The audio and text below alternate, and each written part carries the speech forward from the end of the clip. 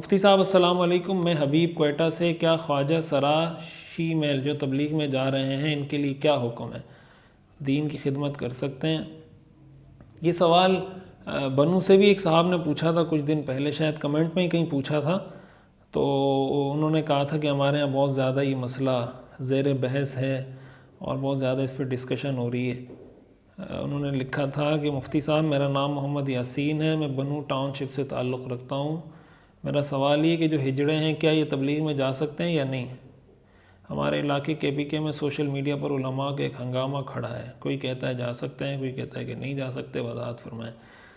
तो इसके बारे में तफसील ये कि देखें, अगर ख्वाजा सरा है तो अगर वो औरत है, जो ख्वाजा सरा होता है ना, यानी हकीकी ख्वाजा सरा, हमारे यहाँ जो अक्सर ख्वाजा सरा होते हैं ये तो या मर्द होते हैं या औरतें होती हैं। तो अगर वो औरत है तो औरतों की जमात में जा सकती है, और अगर वो मर्द है तो मर्दों की जमात में जा सकता है।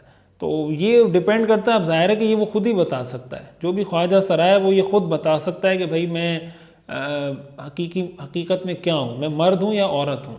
या अगर वो उसके अंदर वो यानी ऐसा है जिसको शरीयत खुनसा कहती है, इंटरसेक्स है, तो फिर उसमें इस चीज़ को देखा जाता है कि उसमें ज़्यादा अलामात किसकी पाई जाती हैं। अगर ज़्यादा अलामतें मर्द की पाई जाती हैं तो उसको मर्द कंसिडर किया जाता है, मर्द के हकाम उस पर लागू होते हैं।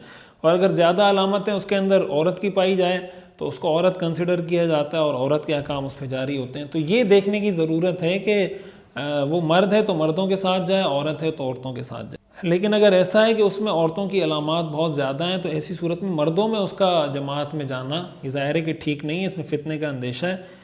और अब तो इनकी अलग से जमातें भी जाती हैं, यानी तबलीगी जमात में इनके लिए अलग भी एक ऐसा सेटअप रखा गया कि जिस जमात में सारे यही हजरात होते हैं, ये अपनी कम्युनिटी के पास जाके तबलीग करते हैं। तो फिर उसी जमात के अंदर ये जाएं और उस जमात में निकल कर अपनी कम्युनिटी के अंदर तबलीग करें। अर्ज़ ये कि क्या गैर हाफिज़ जमात पढ़ा सकता है? अगरचे हाफिज़ जमात में मौजूद हो, मैंने सुना है कि अगर हाफिज़ जमात में मौजूद हो तो गैर हाफिज़ के पीछे नमाज नहीं हो सकती, रहनुमाई फरमाए। नमाज तो हो जाती है, लेकिन बेहतर ये है कि अगर कोई हाफिज़ मौजूद है तो पढ़ा दे, कोई गैर हाफिज़ भी पढ़ा दे और उसको कुरान की क़िरात आती हो, जो ज़रूरी फ़र्ज़ क़िरात है, इतनी कर सकता हो तो नमाज बहरहाल हो जाती है, नमाज को कोई मसला नहीं है। मुफ्ती साहब, मेरी फ़्रेमों की दुकान है जिसमें बड़ी फ़्रेमों पर आया जिस तरह लोहे कुरानी कलमा लिखा हुआ आता है कि तो क्या इनको दीवार के साथ टेक लगाकर खड़ा किया जा सकता है कि नहीं? इस बारे में रहनुमाई फरमाएं।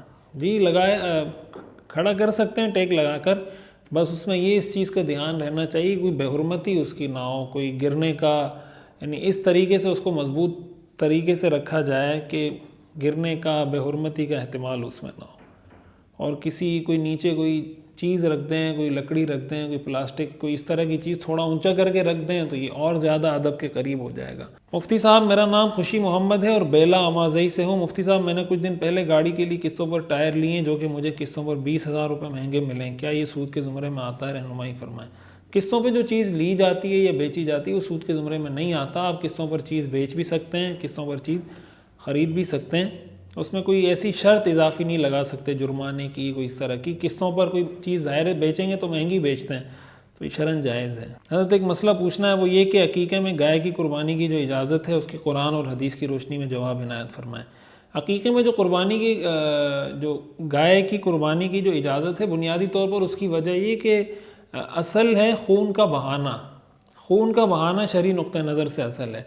तो खून आप बकरी का बहा दें या किसी गाय का बहा दें, जो इहराक़ुद्दम है, हदीस में जो अल्फाज आते हैं ना इहराक़ुद्दम के, वो मफ़हूम पूरा हो जाता है। तो वो गाय के अंदर भी पूरा हो जाता है और बकरी के अंदर भी पूरा हो जाता है। और ये सारे वो जानवर हैं जिनकी कुर्बानी जायज़ है, जैसे कुरान करीम में आता है ना, थमानियत अज़वाज मिनज़्ज़अन इस्नैन व मिनल माज़ इस्नैन व मिनल इबिल इस्नैन व मिनल बकर इस्नैन। ये 8 वो जानवर हैं जिनकी कुर्बानी होती है, तो जब कुर्बानी होती है तो इनका अकीक़ा भी किया जा सकता है।